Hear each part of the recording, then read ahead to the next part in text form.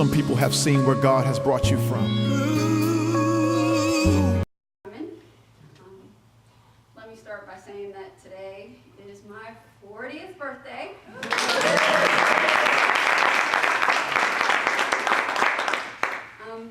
When Dr. Dovey asked me if I had a story to tell, I prayed about it.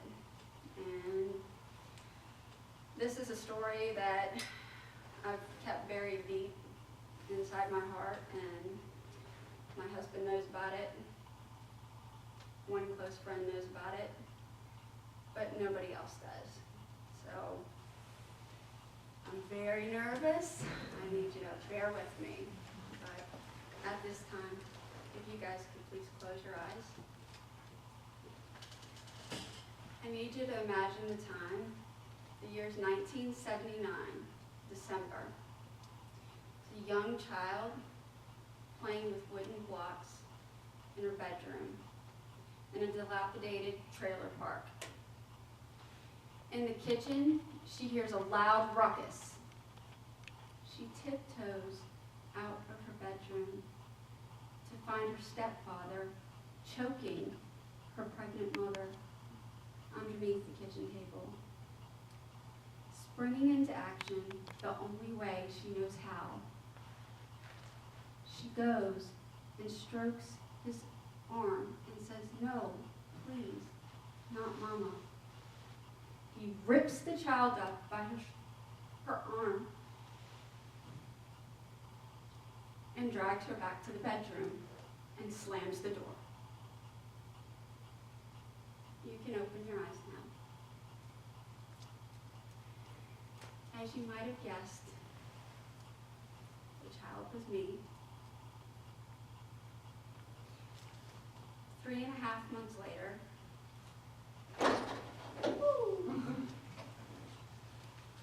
my stepfather beat my mother, who was 8.5 months pregnant, to death.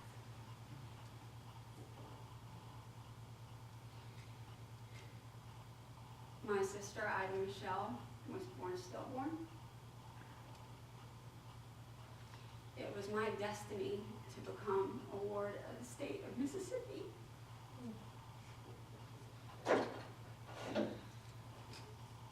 And I was scared and frightened more than you can imagine. At my mother's funeral, I met my aunt and uncle for the first time. They wrapped their arms around me, and my uncle leaned down and he whispered, "She's in heaven. Nobody's ever gonna hurt her again."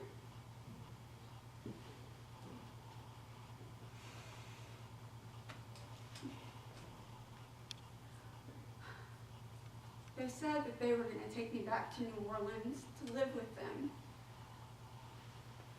I was alternately terrified, yet relieved.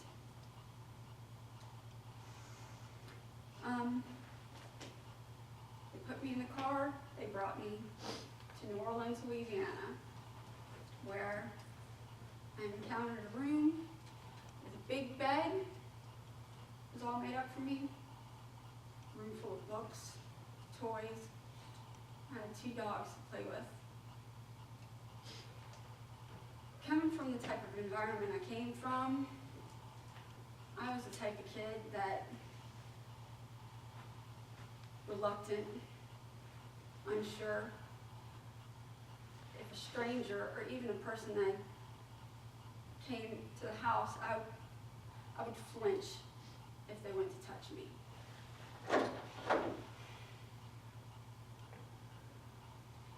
About a year went by, and my uncle called me into the kitchen, and he said, "Kim, do you like living with us?" I said, "Yeah, it's good. You know, what do you say?" He said,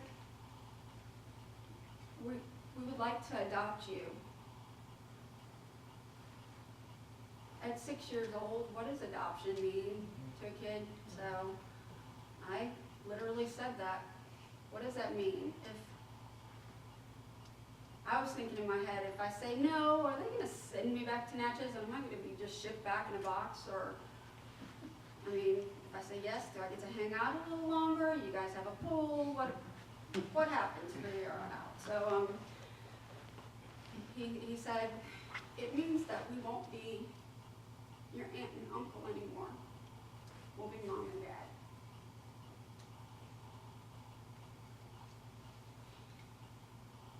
All I could muster was a hug. And that was the first hug. And my mom would remind me this many, many, many times throughout the course of my life, that was the first hug I had ever given them.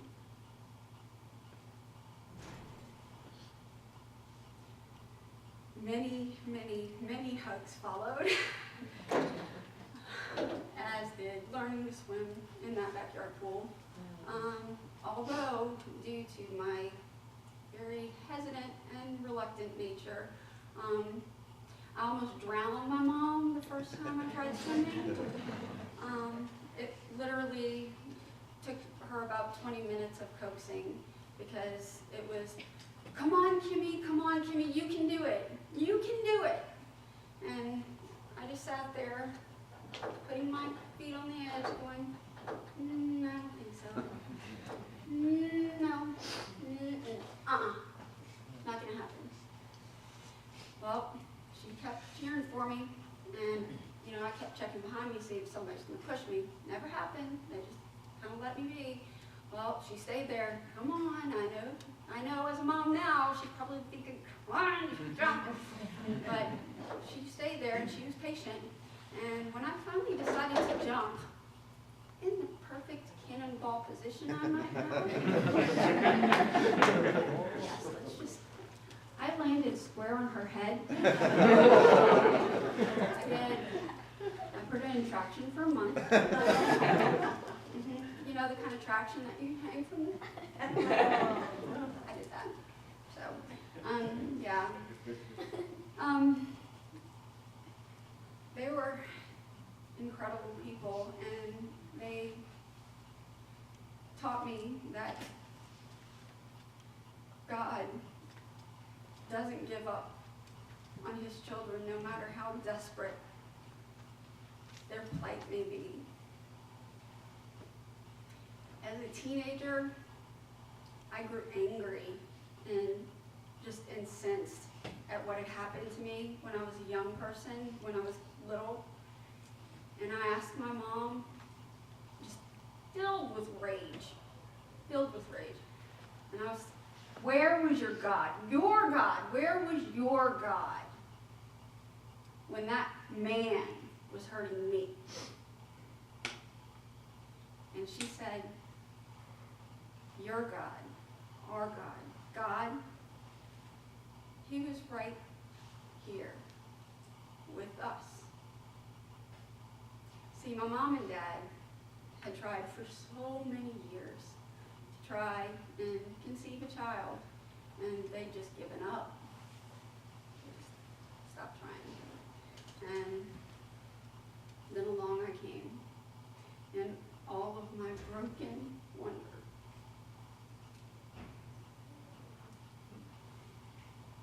I was literally the twisted parts of everything that a child should be. And they made me whole again. They made me confident and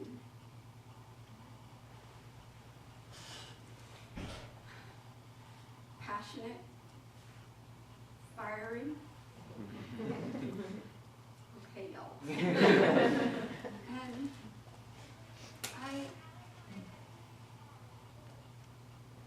I'm a person now. And I hug everybody I know.